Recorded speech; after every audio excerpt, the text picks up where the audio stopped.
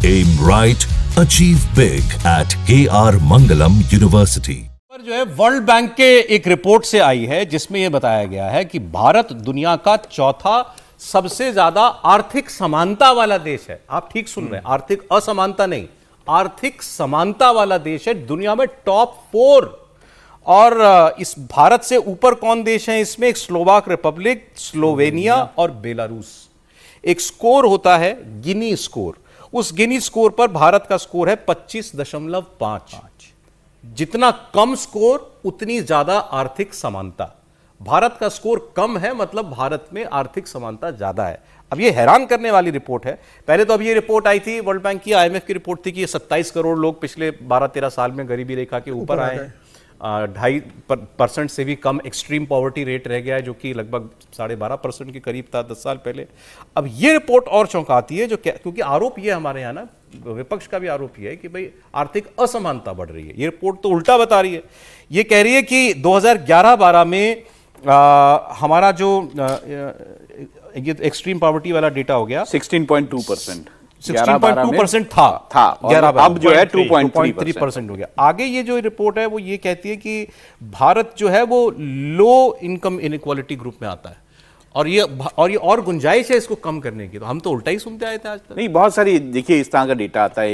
एक डेटा ये भी आया था कि जैसे हमारे देश में जो हमारी इकोनॉमी है वो बढ़ रही है, चौथे नंबर पे हम पहुंच गए हैं, तो उसके अगेंस्ट इस तरह का डेटा दिया गया कि अच्छा पर कैपिटा इनकम की बात करें तो कितना हम नीचे हैं बाकी देशों से। तो अलग अलग डेटा आते हैं, पर ये बहुत सुखद है कि ये जो डेटा आया है इसमें ये है कि किस तरह से हमने जो एक्सट्रीम गरीबी है उसे कम किया है अपने देश में। जी बिल्कुल, जिस तरह से एक्सट्रीम गरीब लोगों को हमने उस पॉवर्टी से निकाला है, ये एक बहुत बड़ी और असमानता कम हो रही है। अब अमेरिका जो है वहां हमसे ज्यादा असमानता है, चाइना में हमसे ज्यादा असमानता बिल्कुल, और साउथ अफ्रीका सबसे ज्यादा असमानता देश को गिना गया है। लेकिन सौरभ जी, इसको कैलकुलेट कैसे करते हैं वो बड़ा ध्यान से देखना पड़ेगा। गिनी इंडेक्स जो होता है उसको कैलकुलेट करते हैं कि जो इनकम हम ले रहे हैं वो तो सही है, लेकिन उसके साथ जितने भी वेलफेयर मेजर्स आपको मिल रहे हैं वो भी ऐड हो जाते हैं।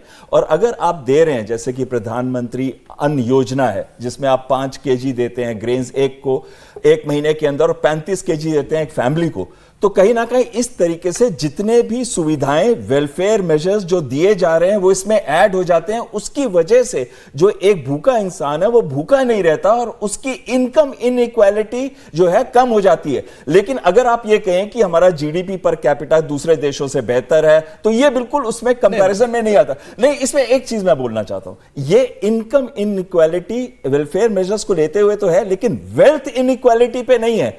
अब वही वर्ल्ड बैंक है जिसने ये रिपोर्ट निकाली है, वही वर्ल्ड बैंक कहता है कि 93% लोग भारत के अंदर $10 पर डे से लेस में रहते हैं। यानी कि अगर उनकी मंथली इनकम को देखा जाए तो 25,000 रुपए के नीचे रहते हैं और हम सब जो यहां पे हैं उनकी इनकम इससे डबल या ट्रिपल ऊपर है। तो ये जो हमको अभी हमने बहुत कोशिश की और बड़े अच्छे डिसीजंस लेने के बाद हमारी इनकम इनइक्वालिटी कम हुई है। अब हमें फोकस करना है वेल्थ इनइक्वालिटी। इन्होंने इसमें भारत की कुछ योजनाओं का जिक्र किया है वर्ल्ड बैंक की रिपोर्ट ने, जिसकी वजह से उन्होंने कहा कि ये इनइक्वालिटी कम हुई है, समानता बढ़ी है, आर्थिक समानता।